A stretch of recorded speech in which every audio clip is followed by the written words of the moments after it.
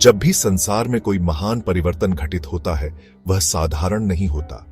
वह गर्जना करता है, पृथ्वी को कंपाता है, आत्माओं को झकझोर देता है।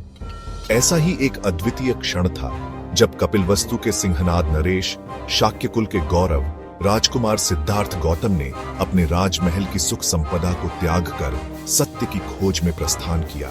यह कोई साधारण यात्रा नहीं थी, यह एक सम्राट से महायोद्धा बनने की यात्रा थी।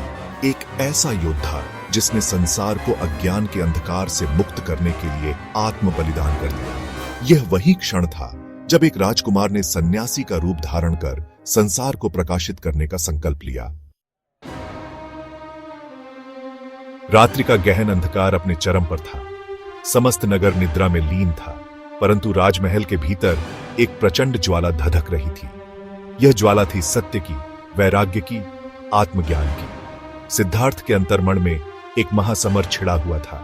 एक ओर था वैभव, विलास, साम्राज्य, और दूसरी ओर थी मानवता की पीड़ा, संसार का दुख, जन्म मरण का बंधन। तभी जैसे किसी महायोद्धा के हृदय में रणभेरी बज उठी। राजकुमार सिद्धार्थ के नेत्रों में अद्भुत तेज आ गया। वे उठ खड़े हुए, सिंह की भांति, प्रलय के गर्जन की तरह। क्या मैं मात्र भोग विलास में लिप्त रहकर इस नश्वर जीवन को व्यर्थ गंवा दूं? क्या मेरा जन्म केवल इस महल में विलास करने के लिए हुआ है? नहीं, मैं इस मोहजाल को तोड़ूंगा, मैं इस संसार को सच्चा मार्ग दिखाऊंगा। राजकुमार ने अपनी दृष्टि चारों ओर घुमाई। संपत्ति, वैभव, दास दासी, रथ घोड़े सब व्यर्थ प्रतीत होने लगे। जैसे कोई क्षत्रिय योद्धा रणभूमि में विजय प्राप्त करने के लिए अपने कुल खानदान का बलिदान करने के लिए तैयार हो जाता है, वैसे ही सिद्धार्थ भी इस नश्वर संसार को छोड़ने के लिए कटिबद्ध हो चुके थे। राजमहल के शयन कक्ष में यशोधरा विश्राम कर रही थीं। उनके समीप शिशु राहुल मीठी नींद में लीन था। सिद्धार्थ का हृदय द्रवित हुआ, परंतु यह कोमल भाव वीर पुरुषों को विचलित नहीं कर सकता। उनकी आत्मा गरज उठी। यह ममत्व, यह प्रेम, यह भी एक बंधन है। यदि मैं रुक गया तो यह संसार सदा के लिए अंधकार में डूबा रहेगा। एक सच्चा क्षत्रिय रणभूमि में अपने परिवार को नहीं देखता, वह केवल विजय को देखता है। और यही भावना राजकुमार सिद्धार्थ के अंतर्मन में प्रबल हो उठी। उन्होंने अंतिम बार अपनी पत्नी और पुत्र को देखा और फिर सिंह के समान दृढ़ता के साथ अपने पग बढ़ा दिए। रात्रि का घना अंधकार था। राजमहल के प्रहरी अपनी अपनी तलवारें लिए निद्रालीन थे, किंतु इस महायुद्ध के योद्धा सिद्धार्थ के लिए अब कोई बंधन, कोई पहरा, कोई सीमा बाधा नहीं थी। वे अपने प्रिय अश्व कंथक के पास पहुंचे।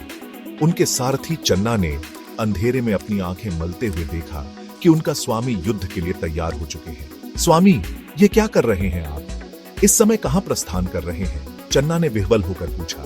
सिद्धार्थ की वाणी गरजी, हे चन्ना, आज मैं एक महासमर में जा रहा हूं। यह युद्ध भूमि की लड़ाई नहीं, यह आत्मा की मुक्ति की लड़ाई है।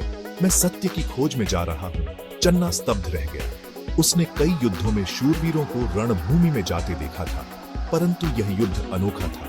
यह एक ऐसी लड़ाई थी जो संसार को मुक्ति दिलाने के लिए लड़ी जाने वाली थी।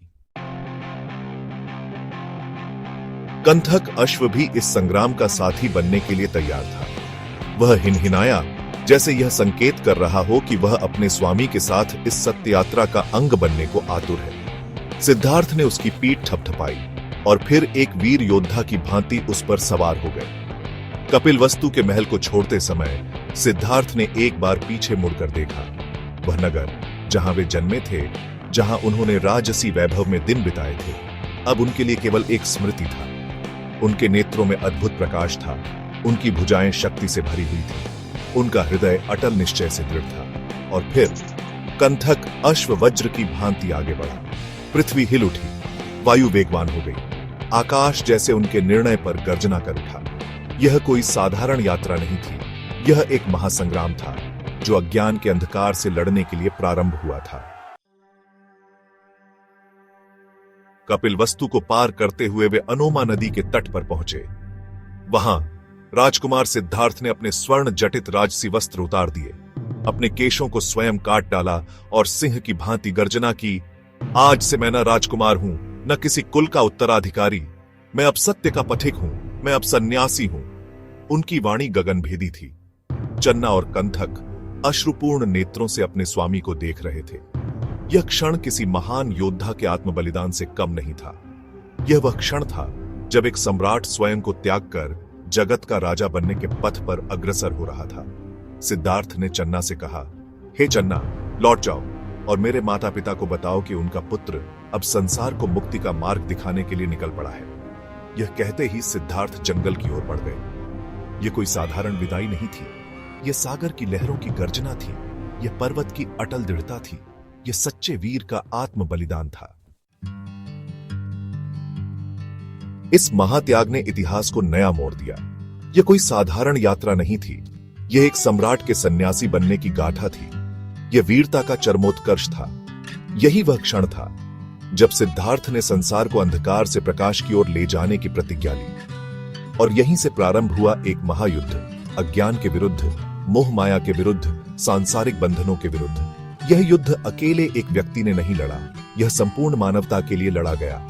और अंततः यही सिद्धार्थ आगे चलकर भगवान बुद्ध बने, जगत के नायक, युग के प्रकाशपुंज और अनंत वीरता के प्रतीक।